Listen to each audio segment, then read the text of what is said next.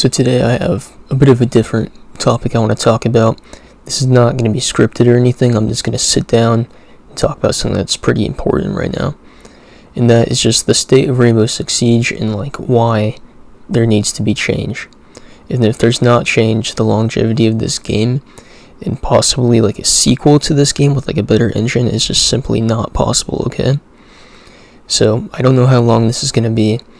I've written down some things that I think are the most important things to talk about, but let's just get into it. So there's a lot of issues right now with Siege. There has been for a very long time, and it's getting to become quite an issue.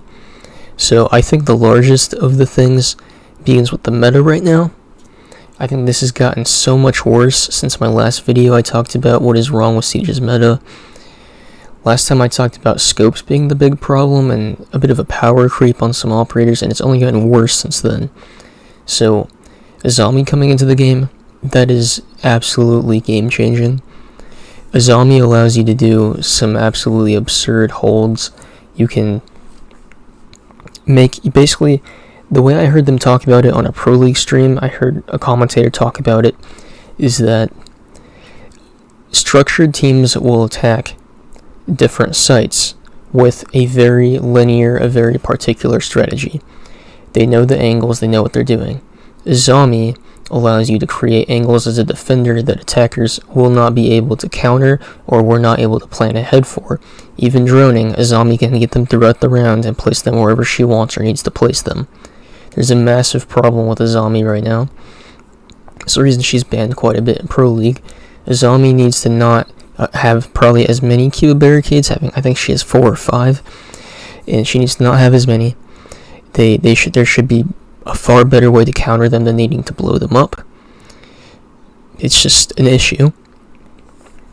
Moving on, we have Solus. Solus basically makes it to where droning during the prep phase is just not fun, and it's just not possible.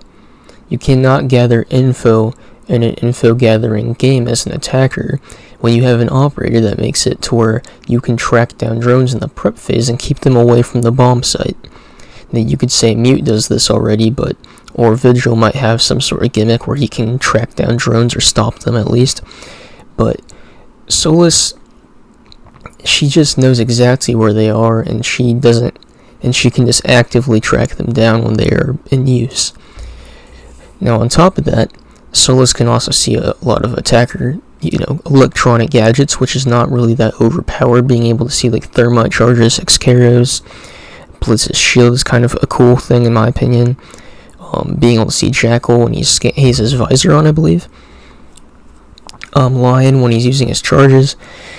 Those are okay, but being able to see the diffuser makes her a much added bonus on top of being able to spot drones, and Solus is definitely an issue. She's a much stronger version of IQ, but on defense. Now, moving on to the next operator that I think is a massive problem, and I will note these 4 operators that I'm talking about have all come out one after another for defense. So it's Azami, Solus, Fenrir, and then Tuberu. So now Fenrir. Why is Fenrir broken? Fenrir makes it so you cannot see. He is extremely overpowered in my opinion, and I think he's going to be utilized a lot in this upcoming Pro League season by these massive teams coming into the game, hopefully. But anyways, Fenrir makes it so you cannot see. He can activate 3 of them at a time, and he has 5 of this gadget he can place throughout the map. If one of them gets shot, he loses that connection and will only have 2, and then 1, and so on. However, it makes it so this purple effect comes on your screen and you're not able to see. It is astoundingly overpowered in my opinion. Why do we have an operator that makes it so you can't see? This just sounds in concept stupid. The fact this came into the game, I didn't understand what it was at first because I didn't watch the reveal or anything like that, but when I heard about it and I saw gameplay, I'm like, what are they doing? Fenrir does not belong in Siege. Maybe you can rework him to be a different trap operator, but as it stands, he should not make it so you can't see. To me, this is when Ela was overpowered in a way, without the sensitivity effect, of course, but I think Fenrir is just insane. Why would you take an operator like Ela when you have Fenrir? Now, lastly, we have Tuberu that came out this season from, is it Deep Freeze, I believe. So let's talk about Tubaru and why Tubaru is insanely broken. So, adding insult to injury here on these operators we already have that are broken. Tubaru makes it so you can freeze a surface area or an area, like, and it goes through the wall. You throw these little canisters. I think he has 4 of them. I don't know how long they last. I think like 20 to 30 seconds, something like that. Either way, you get 4 of them. So let's just say like 20 seconds. It's a long time. That's over a minute he can delay from attackers opening the wall. And now my problem with this operator is EMP grenades do not even work. EMP grenades will not work on Tubaru, and I do not understand how you're supposed to counter him. You have Maverick, that's great, but this operator is such an inconvenience and makes attacking even more unpleasant. This game already has an issue where attacking is kind of a pain in the ass to do sometimes, and it's just such a massive issue. So yeah, that's really the main issue I have with the defenders in the game. If you want to go into scopes, I don't think that's such a big deal right now. I said in a former video that maybe every operator in the game should get a 1.5, and I don't really think so. I think that would make attacking even more rough. I don't know what I said in the video, but I don't think every operator should have a 1.5. I think the 1.5 is a stupid thing in the game anyways. I liked the game better when it was just ACOGs and 1.0 scopes. I thought that was much more fun, much simpler, easier to balance in my opinion. But now we have all those other scopes. So that's just addressing that before. A lot of people were upset when I said maybe we should try every character in the game having a 1.5 on one of their guns. But I can see how that could be frustrating, especially on attack. That would be horrible. I can see that. So I understand that. I think scopes are honestly pretty fine. I think some operators should have some scopes they don't have, and some operators should not have scopes that they do have. But that's a bit of a different discussion. Now, the next thing that is a massive part of the meta right now is the grenade nerf. So, if it isn't obvious what I'm saying, attacking in this game right now is horrible. I think it's in a very, very bad state. It's not in as bad of a state when it was the utility meta, which was when we had my Jaeger and all these bulletproof gadgets, and Melusi was added. It's not as bad as that meta, but I don't think the game's in a good meta right now. I think attacking is so unfun, especially turning in the prep phases if they have a Solus, attacking against the zombie, not being able to see from perimeter, then having a Tubaru. Legion and Cap King getting played a lot too. It's just, I think attacking is not in a good place right now. But the grenade nerf, this is literally insult to injury as an attacker. So you basically have it now to where you cannot cook grenades, and I think Ubisoft did not say anything about this, but I think they detonate faster, which is probably a good thing for, that's a good thing for attackers, but they're still bad. Because the problem is floor nades. That's why this change was made. Floor nades were when you went below and you cooked the grenade and you just threw it, and it would go onto the ceiling and it would blow up through the floor and kill defenders or destroy utility. This was extremely good because this was basically like, in a way, having 2 stronger Ash charges. And, probably a little too strong, but the issue arises when you have an operator like Izami who can make a little fort, or you have somebody playing a bulletproof shield, or you have a Clash. This makes it so that way you cannot blow them up from below, and you could Ash them, which is cool, but you're not going to kill them, they're just going to move. So, I didn't like floor nades in the first place, but I thought they were a very skillful concept, and I thought they were cool. However, this makes attacking too hard. Now, for my solution ideas, I think you could have just taken away one of the grenades, maybe, which would have been really bad, but that's one way you could have done it. However, I just think grenades needed a different kind of rework. That, or we just need to see a zombie get nerfed. We need to see so many things get nerfed, man. It's just an issue. So, and then lastly, I want to say attacker repick is simply not enough to make attack good. Yes, you can change your plan around what the defenders are doing, but when you can't run because of Solus, or you're running into other issues, and then there's just so many operators. Even if you do bring the right operators that you should need on attack, You cannot counter a Tuberu. There's no way unless you kill him. So it's just not, it's not looking good for the meta right now, and there needs to be change. That is the first major criteria of what needs to be changed in Siege right now is the meta. I don't know what is wrong with Ubisoft, but they just have a history of making bad decisions. With the meta, or like releasing operators. So yeah, that's my opinion on the meta and what seriously is, in my opinion, needs to be changed or have a second look on by the developers. Next up, this is something not everybody's going to be interested in, but it's something I'm very passionate about, and I think is very important for the livelihood of the game, and that's the Pro League, okay? So, first off, I'm going to go into this.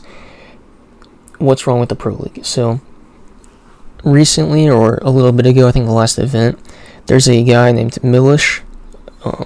He has been a host in Siege for a long time, and before that was a caster. He's been in the game since, I don't know, he's been around for almost forever in Pro League. And he was not brought back to host a new LAN event that happened, which is dumbfounding. Nobody knows as much about hosting Siege or as much about the game in general on a Pro League level as much as probably Milish and Antero. They've been around with Kickstarter. They've been around with all these prominent Siege players and just the staff. They know so much about the Pro League. And Milish should be in there, in my opinion. And if not, make him a caster, man. Like, offer him a caster role if you want somebody else to host. So, it's very dumbfounding. They brought in Caliber Jacob. I love Caliber Jacob, but, like, it's an issue. And then they brought in Ian. He has been a host at a lot of majors and events. He's a cool guy. He's not Milish. He's even Caliber Jacob, I think, would be a better host. But he's a cool guy, he's okay. Now, probably the biggest issue right now in the game is that Ubisoft is allowing these fraudulent organizations into the game.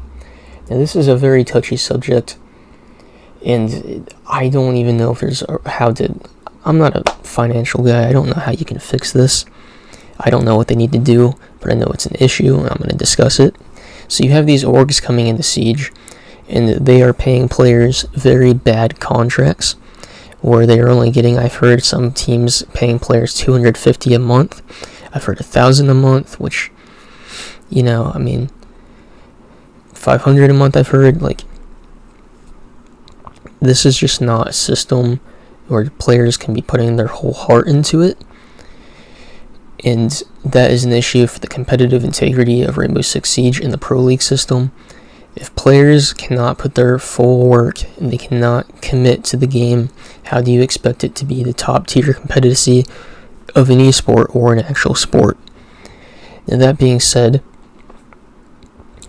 it is, I believe the players need to be looking into their contracts before they sign them and making sure that it is an amount they're okay with, and just, you know, I think they need to check over their contracts. That's important.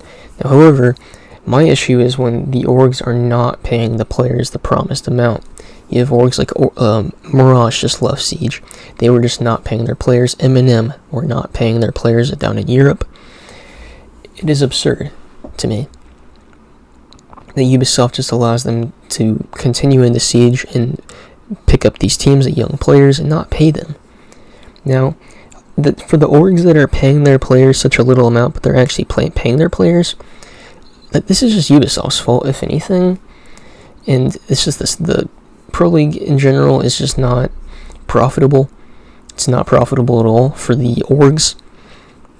For the most part, you have a few that were profitable, like TSM, I believe, 100 Thieves from just selling merch.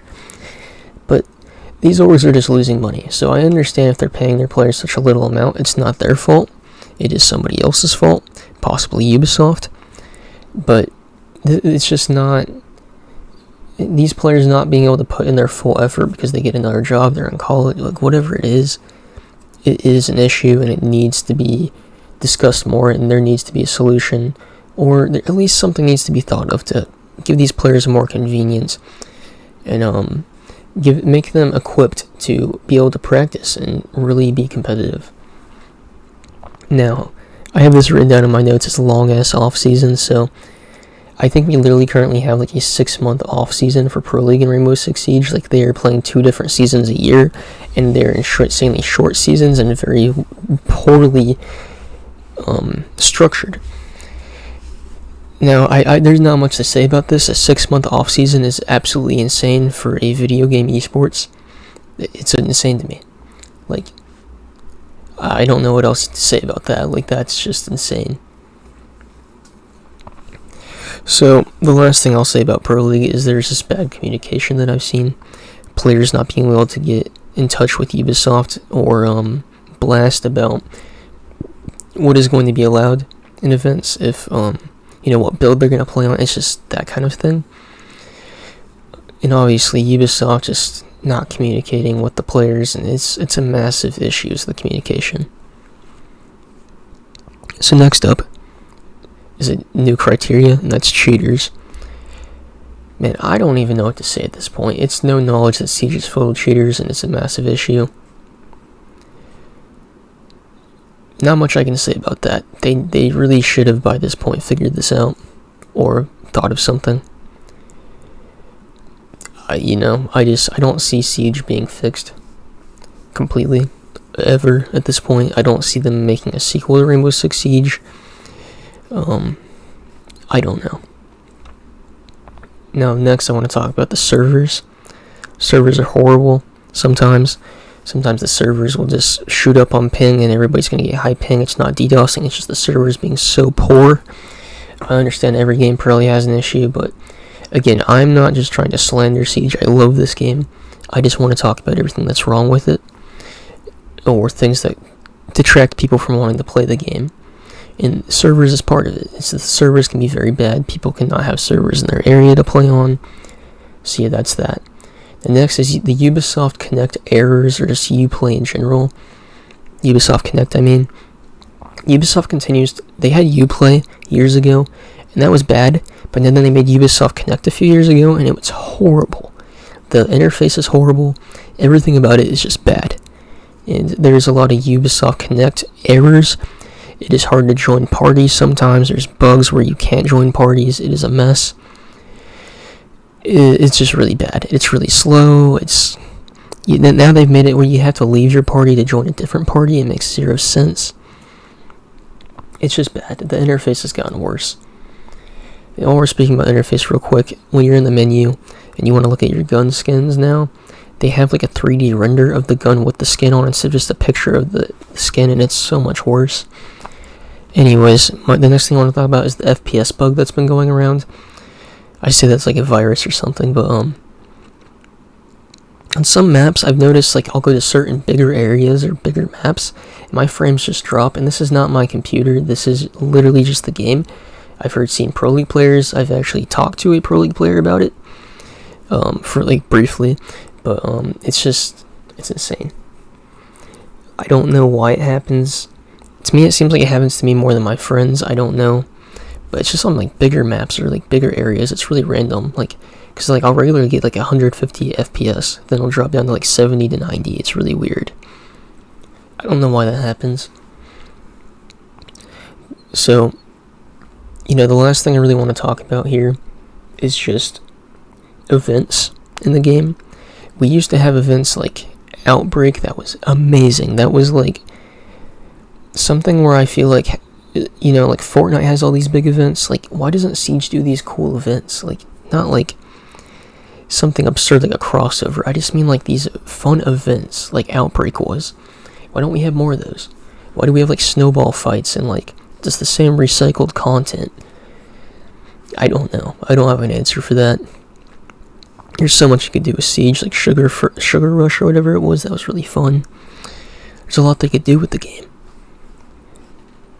But overall, those are some of my main issues. There's a lot of nitty-gritty issues that you would talk about, like small things that happen all the time.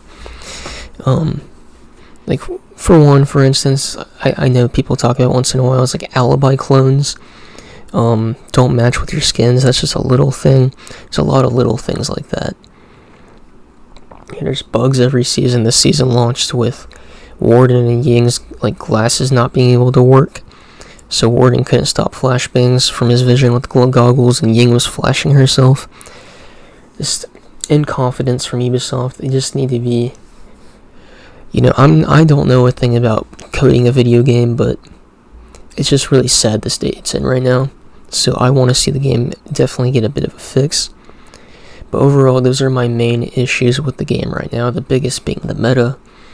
So I think that if Ubisoft just fixes some of this shit, the game could be in a much better place. So overall, that's about all I wanted to talk about. And thanks for watching. If you have anything to say or you disagree with me, talk in the comments, and I'll do my best to respond. So thanks for watching.